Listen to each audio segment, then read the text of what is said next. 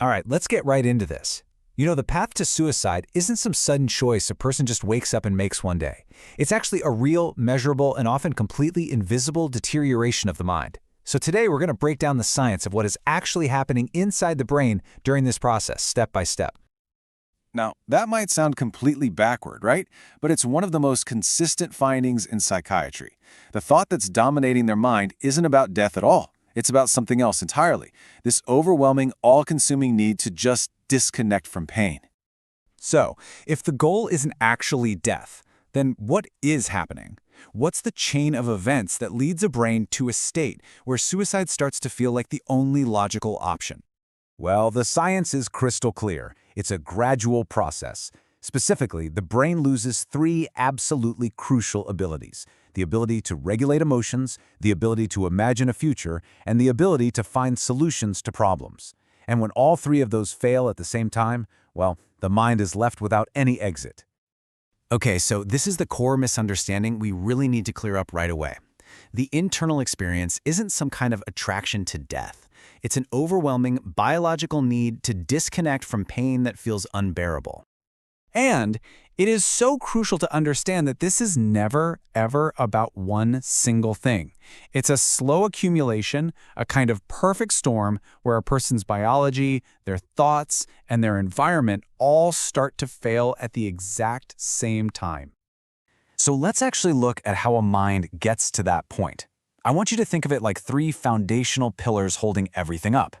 If one pillar gets weak, or maybe even two, the mind can usually hang on. But when all three start to crumble at once, that's when a really dangerous opening is created.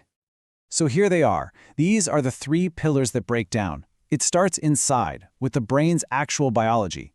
Then it affects the software, our thoughts. And finally, that combination leaves us totally vulnerable to the pressures of the outside world. Let's break each one down. The very first thing to go wrong is the hardware. Before your thoughts or even your feelings change in a big way, the brain's own chemistry and its activity patterns, they start to shift, and it's something we can actually measure.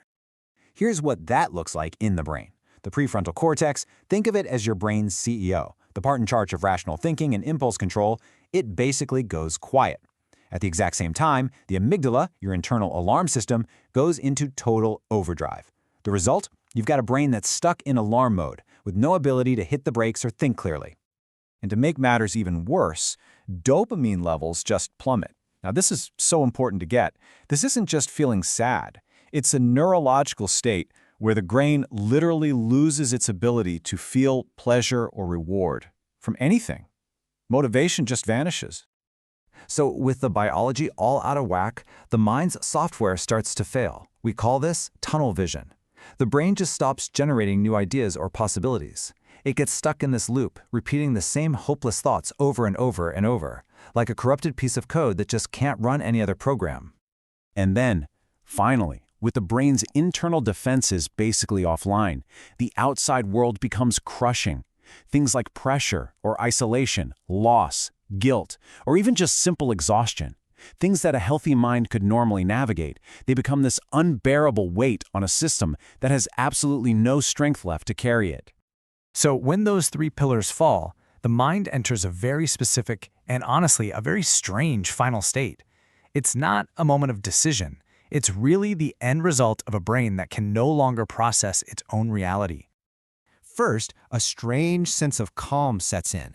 But this isn't peace, and it's not relief. It's the system shutting down.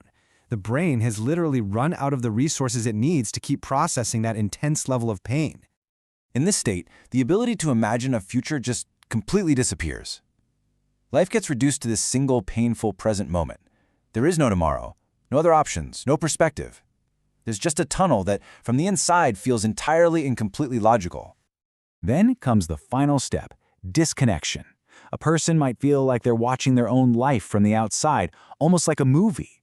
This isn't a choice. It is the brain's last-ditch defense mechanism against being totally saturated with emotion. It just separates itself from the feeling. And that brings us right back to the most crucial point. In this collapsed state, the person is not pursuing death. They are pursuing an end to the feeling. The brain misinterprets suicide as a form of rest. The absolute tragedy is that this state is temporary, but to a brain in this condition, it feels eternal. So how do we stop a mind from reaching this point?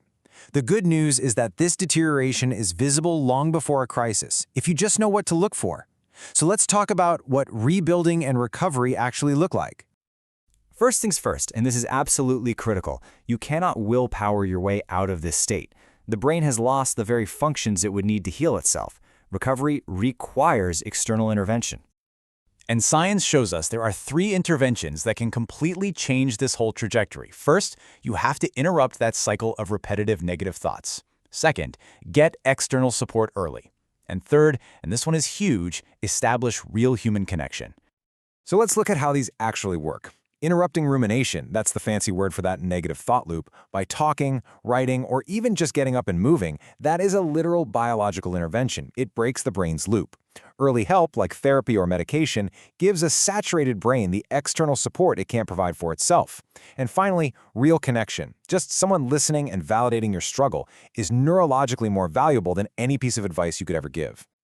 Look, understanding the science behind this stuff really matters.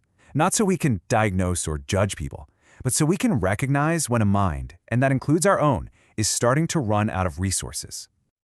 And if anything in this explainer sounded even a little bit familiar, I really want you to hold on to this thought. Sometimes the mind just gets more tired than it should. That doesn't make you weak or broken or dramatic. It makes you human. And you don't have to go through it alone. A brain in crisis is convinced that its current state is permanent, but it's not. The science and the lived experience of millions shows us that it changes.